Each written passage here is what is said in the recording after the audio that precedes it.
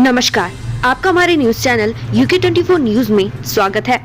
मौसम समाचार। आज उत्तराखंड में ठंड का सितम जारी रहेगा। मैदानी क्षेत्रों में घना कोहरा छाने की संभावना है। मैदानी इलाकों में हिमालय से आने वाली शुष्क उत्तर पश्चिमी हवाओं के कारण शीतलहर की संभावनाएं हैं। जानिए आज देश और प्रदेश में क्या कुछ रहेगा खास। Christmas day 2022। आज देश भर में क्रिसमस पर्व की धूम है। ईसाई धर्म के लोग यीशु मसीह के जन्मदिन के रूप में मना रहे हैं। अटल बिहारी वाजपेयी जी की जयंती। आज देश भर में पूर्व प्रधानमंत्री भारत रत्न स्वर्गीय अटल बिहारी वाजपेयी की जयंती मनाई जा रही है। अटल बिहारी वाजपेयी को जयंती को उत्तराखंड सरकार इस बार सुशासन दिवस के तौर पर मना रही है। प्रधानमंत्री नरेंद्र मोदी उनकी समाधि स्थल सदैव अटल पर जाकर उन्हें श्रद्धांजलि और पुष्पांजलि अर्पित करेंगे। राहुल गांधी भी अर्पित करेंगे श्रद्धांजलि। कांग्रेस के पूर्व अध्यक्ष राहुल गांधी आज राष्ट्रपिता महात्मा गांधी और पूर्व प्रधानमंत्री जवाहरलाल नेहरू एवं लाल बहादुर शास्त्री के अलावा भारतीय जनता पार्टी के दिग्गज नेता रह चुके अटल बिहारी वाजपेयी की समाधि पर श्रद्धांजलि अर्पित करेंगे। अटल जयंती पर विभिन्न कार्यक्रम। उत्तराखंड में भी पूर्व प्रधानमंत्री अटल बिहारी वाजपेयी के जन्मदिन को पार्टी स्तर पर मनाया जाएगा। सभी बूथों पर अटल जी की प्रतिमा पर पुष्पांजलि और श्रद्धांजलि देने का कार्यक्रम तय किया गया है। इसके साथ ही अटल जी की कविताओं पर आधारित काव्यांजलि कार्यक्रम भी आयोजित होंगे। मन की बात कार्यक्रम। आज प्रधानमंत्री नरेंद्र मोदी देशवासियों से सुबह 11 बजे से मन की बात कार्यक्रम के जरिए रूबरू होंगे। इस साल 2022 की ये आखिरी मन की बात होगी। तुलसी पूजन दिवस। तुलसी के पौधे के महत्व को देखते हुए साधु संतों ने 25 दिसंबर 2014 को तुलसी दिवस मनाने की शुरुआत की। उसी समय से हर साल 25 दिसंबर को तुलसी पूजन दिवस मनाया जाता है। हिंदू धर्म में तुलसी पूजा का बहुत महत्व है। कोई भी शुभ कार्य बिना तुलसी पूजा के अधूरा माना जाता है। सीएम धामी ने रैन बसेरा का किया औचक निरीक्षण। गरीबों के बीच बांटे कंबल। मुख्यमंत्री पुष्कर सिंह धामी ने दून अस्पताल सहित देहरादून के विभिन्न स्थानों पर जरूरतमंदों के बीच कंबल का वितरण किया। इसके साथ ही मुख्यमंत्री ने घंटाघर के समीप स्थित रैन बसेरे का औचक निरीक्षण किया। चंपावत। भोजन माताओं के भरोसे चल रहा सरकारी स्कूल, प्रिंसिपल को किया गया निलंबित। चंपावत जनपद के एक विद्यालय का वीडियो सोशल मीडिया में वायरल होने के बाद विद्यालय के प्रधानाध्यापक पर गाज गिरी है। बेसिक शिक्षा अधिकारी ने प्रधानाध्यापक माया पुनेठा को तत्काल प्रभाव से निलंबित कर दिया है। जोशीमठ में भू धसाव से आक्रोशित हुए लोग, निकाली गई जन आक्रोश रैली। जोशीमठ में पिछले 1 साल से भू धसाव हो रहा है, जिससे लोगों की परेशानियां बढ़ रही हैं। स्थानीय लोगों ने आज NTPC और सरकार के खिलाफ मोर्चा खोला। सभी ने जोशीमठ में विरोध में रैली निकाली। इस दौरान जोशीमठ बाजार पूरी तरीके से बंद रहा। उत्तरकाशी में ABVP और ओम छात्र संघ के बीच झड़प, पूर्व छात्र संघ अध्यक्ष घायल। उत्तरकाशी में रामचंद्र उनियाल राजकीय महाविद्यालय में छात्र संघ चुनाव के दौरान छात्र ABVP और ओम छात्र संगठन कार्यकर्ताओं में किसी बात को लेकर झड़प हो गई। विवाद के दौरान हुई पत्थरबाजी में पूर्व छात्र संघ अध्यक्ष के सिर पर गहरी चोट आ गई। दोनों पक्षों की शिकायत के बाद पुलिस मामले की छानबीन में जुटी है।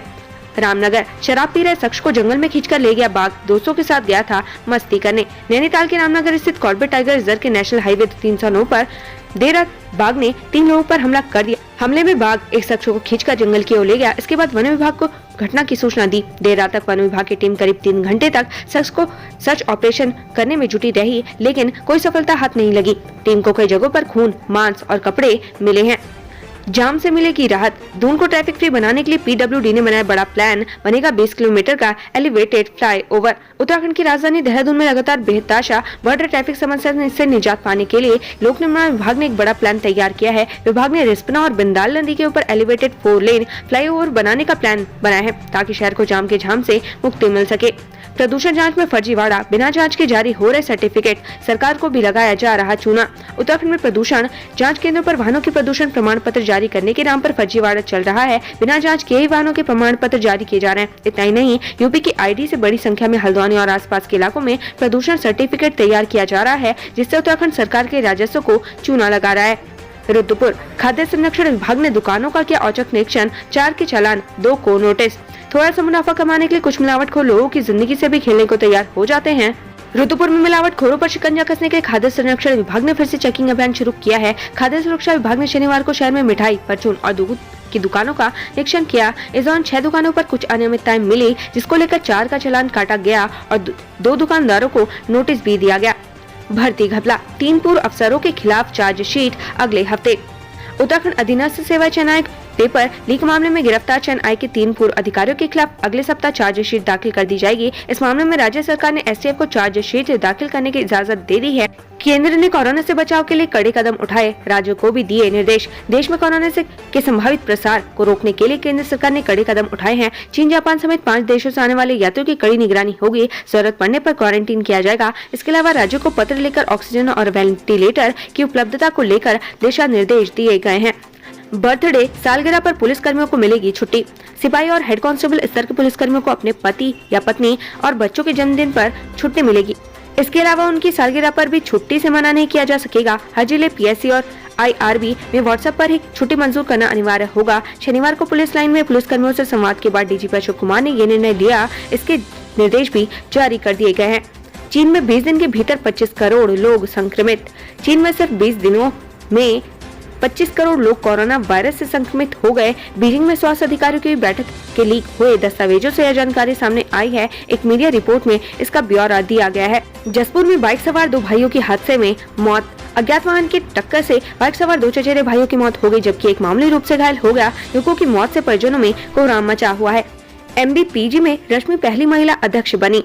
कुमाऊं के सबसे बड़े MBPG कॉलेज हल्द्वानी में शनिवार को लगातार दूसरी बार निर्दलीय छात्र संघ अध्यक्ष बना ABVP की बागी रश्मि लमगड़िया ने इतिहास रचते हुए कॉलेज की पहली महिला अध्यक्ष चुनी गई हैं। उन्होंने ABVP के कौशल बिरखानी को रिकॉर्ड 1294 वोटों से हराया। वहीं कुमाऊं विश्वविद्यालय के DSB परिसर नैनीताल में निर्दलीय शुभम बिष्ट अध्यक्ष पद पर विजयी रहे।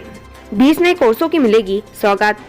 नए साल 2023 का काउंटडाउन शुरू हो गया। शिक्षा के लिहाज से देखें तो आगामी साल कई संभावनाओं से भरा हुआ है। उच्च शिक्षा और माध्यमिक शिक्षा में विद्यार्थियों को नए अवसर मिलेंगे। शिक्षण संस्थानों ने अपनी योजनाएं तैयार करते हुए कवायद भी शुरू कर दी है। नैनीताल जिले में कुमाऊं विश्वविद्यालय और उत्तराखंड मुक्त विश्वविद्यालय के साथ ही उच्च शिक्षा निदेशालय भी स्थापित है।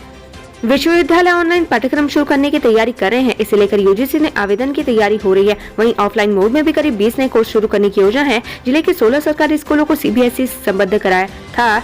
उनमें 3000 विद्यार्थी पहली बार हाई स्कूल और इंटरमीडिएट की परीक्षा केंद्रीय बोर्ड के अनुसार देंगे। प्रदेश में बूस्टर डोज के लिए करना पड़ सकता है इंतजार। दुनिया में कोविड की नई लहर की आशंका के बीच उत्तराखंड में बूस्टर डोज का संकट है। लगातार दूसरे दिन कई जिलों में इस कारण बूस्टर डोज नहीं लग पाई है। सूत्रों के अनुसार इस काम में अभी 1 सप्ताह और लग सकता है। DLED अभ्यर्थियों का अफसरों पर आरोप। उत्तराखंड NIOS DLED संगठन ने शिक्षा अधिकारियों पर सुप्रीम कोर्ट की मनमानी परिभाषा करने का आरोप लगाया। कहा कि अधिकारी पात्र NIOS DLED अभ्यर्थियों को शिक्षक भर्ती में शामिल होने से रोकना चाहते हैं। संगठन के प्रदेश अध्यक्ष नंदन वोरा ने शनिवार को मीडिया से बातचीत में कहा कि बेसिक शिक्षक भर्ती प्रक्रिया में सुप्रीम कोर्ट ने 13 दिसंबर को हाईकोर्ट के आदेश को स्टे कर दिया था। अब उस आदेश का लेकर भ्रम फैलाया जा रहा है। यदि AIOS DLED के अधिकारियों की अनदेखी की गई तो उनकी शिकायत सुप्रीम कोर्ट से की जाएगी। NIOS DLED अभ्यर्थियों का पक्ष मजबूत है। कई राज्यों में हाईकोर्ट ने NIOS के पक्ष में ही फैसले दिए हैं। उत्तराखंड से संबंधित ऐसी खबरें पाने के लिए हमारे चैनल को लाइक व सब्सक्राइब जरूर करें। धन्यवाद।